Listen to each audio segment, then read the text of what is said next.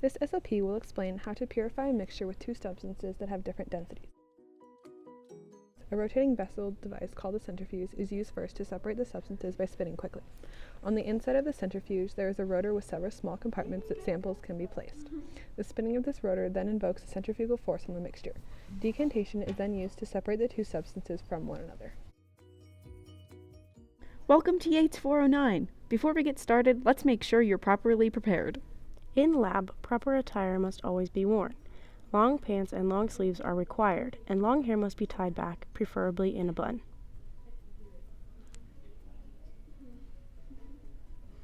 Don't forget your lab goggles. Nice! Long pants must be rolled down to cover the ankles. No ankles there, folks. Find a flat surface on the lab bench to place the centrifuge.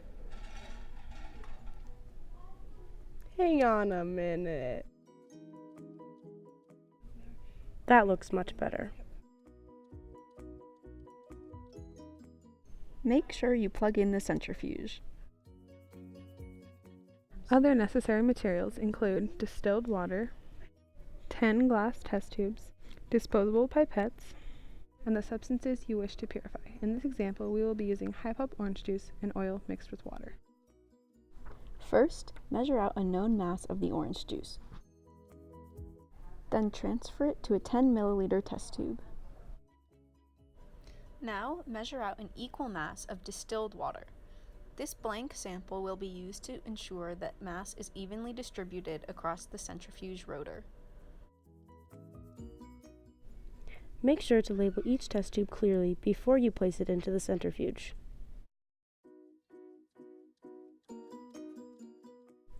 Place the test tubes of equal mass directly across from one another. This test tube placement is crucial to the proper operation of the centrifuge so that it is equally balanced.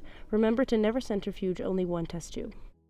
Next, we'll begin preparing the second solution to purify. To do this, add a small amount of oil to a glass beaker. Add an additional amount of water to the same beaker. Pour the solution of oil and water into a clean glass test tube. Wow. Wow. Wow. Measure out a mass of DI water equal to the oil and water sample and add it to a clean glass test tube. Label each of the glass tubes appropriately. Place the mixture of oil and water and its corresponding DI water blank into the centrifuge so they are placed oppositely of each other and keep the centrifuge in balance. Set the centrifuge timer for 5 minutes and allow it to start spinning. If you notice it wobbling or walking along the table, turn it off because that means that the centrifuge itself is unbalanced. Stay 3 feet away from the centrifuge as it is spinning. Wait for the spinning rotor to come to a complete stop before opening the lid. Never stop the spinning rotor with your hand. Open the centrifuge when the timer is done and the spinning has come to a full stop. Remove the test tubes with substances in them. Carefully decant the lower density substance into a clean glass beaker. To do this, pour carefully into the glass beaker and allow gravity to do the work. To finish separating the orange juice from the pulp, use a plastic disposable pipette to siphon off the orange juice from the top of the pulp in the test tube. Using the same procedure as before, carefully decant the oil and water into a clean glass beaker.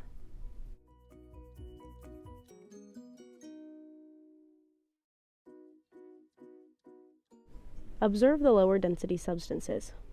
Oil on the left and orange juice on the right. Observe the higher density substances. Water on the left and pulp on the right.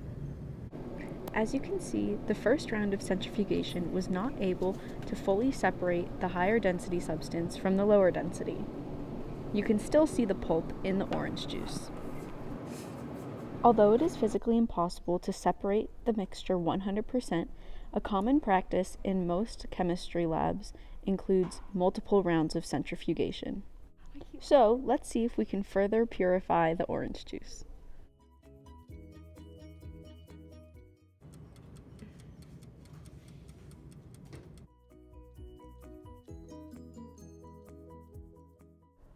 Let's see if we were able to separate any more pulp from the juice.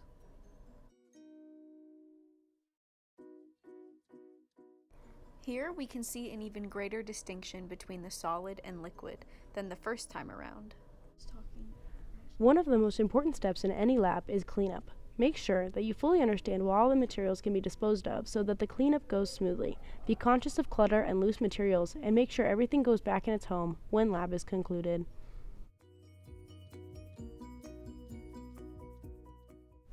Non-toxic liquid waste should be poured into the liquid waste beaker. The contents of the liquid waste beaker should be disposed of in the non-hazardous waste container located in the fume hood. Proper technique should be used for disposal.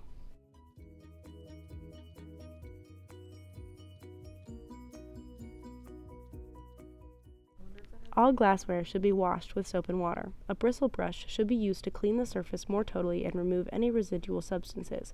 A final rinse of DI water should always be performed. Paper towels should be disposed of in the waste bin. Wipe down all countertops. To conclude the centrifuge and decantation procedure, thoroughly dry all glassware and return to proper locations. Nice work! And remember, if you don't like textured juice, get yourself a centrifuge.